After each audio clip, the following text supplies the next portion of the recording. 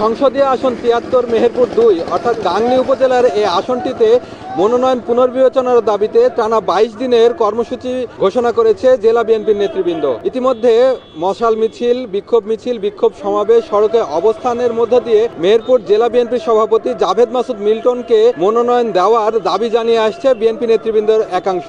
এই মানববন্ধনে ইতিমধ্যে গাংনী উপজেলা শাখা, পৌর শাখা সহ ৯টি ইউনিয়নের বিএনপি কর্মী সমর্থকদের নিয়ে ২৩ কিলোমিটার মানববন্ধন হচ্ছে বলে দাবি করছেন তারা। মেহেরপুরের প্রবেশমুখে খোলসাকুন্ডি ঘাট থেকে শুরু করে গার্ডও পর্যন্ত এই মানববন্ধনের আয়োজন করা হয়েছে। ধানের শীষের প্রার্থী হিসেবে প্রাথমিকভাবে আমজাদ হোসেনের নাম ঘোষণার পর থেকেই ক্ষোভ দেখা দেয় বিএনপি নেতাকর্মীদের একাংশের মধ্যে। বিগত সময়ে যারা নেতাকর্মীদের পাশে দাঁড়িয়ে আন্দোলন সংগ্রাম করেছে তাদের মধ্যে বর্তমান বিএনপির সভাপতি জাভেদ মাসুদ মিল্টনই সেরা জানিয়ে তার মনোনয়নের দাবি করেন বিএনপি কর্মী সমর্থকরা। বিপদ আপদ আমরা পাইছি, এই জন্য আমরা তার প্রতি আমরা অনেক কৃতজ্ঞ এবং সবার কাছে দোয়া চাই। মিল্টন সাহেব আমাদের পাশে ছিলেন, এর আগে ১৭ বছর ধরে সবার পাশে থেকেছেন, এখনো রয়েছেন, এই জন্য চাই তার নমিনেশন না পায় এখানে 100% দাঁড়িপাল্লা পাস হয়ে যাবে।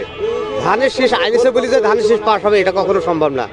মিল্টন ভাই বাদে ধানের শীষ এখানে অযোগ্য। মিল্টন ভাই ধানের শীষের ভোটটা পাক, আমরা এই জন্য এখানে এসেছি, কারণ সে ১৭ বছর ধরে সে যা করছে বিএনপির জন্য, তো আমরা চাই যে সেই ভোটটা পাক। এই আসনটিতে ধানের শীষের প্রতীককে বিজয়ী করতে জাভেদ মাসুদ মিল্টনের বিকল্প নেই বলে বক্তব্য রাখেন নেতৃবৃন্দ। বিএনপির হাইকমান্ডকে এ বিষয়ে পুনর্বিবেচনার দাবি জানান তারা। মনোনয়ন পুনর্বিবেচনার দাবিতে হাজার হাজার ভোটার এবং নেতাকর্মী আন্দোলন চালিয়ে যাচ্ছে।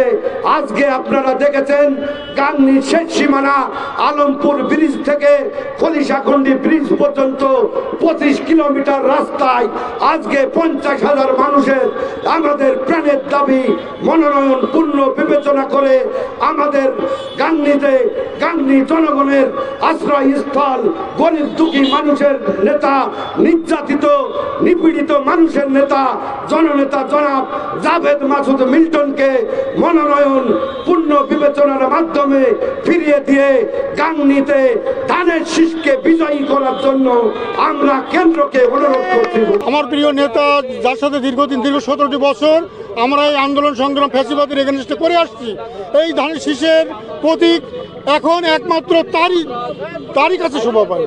এই জন্য আমরা মনোনয়ন পরিবর্তন চাই। মাঠের মানুষ, সাধারণ জনগণ ফুঁসে উঠেছে আজকে। আপনারা জানেন এই আমাদের আজকের এই কর্মসূচিতে আমাদের সকল নেতাদের ওয়াইফ, ছেলে মেয়ে এসে হাজির হয়েছে। সাধারণ মানুষ তাদের ফ্যামিলি নিয়ে হাজির হয়েছে।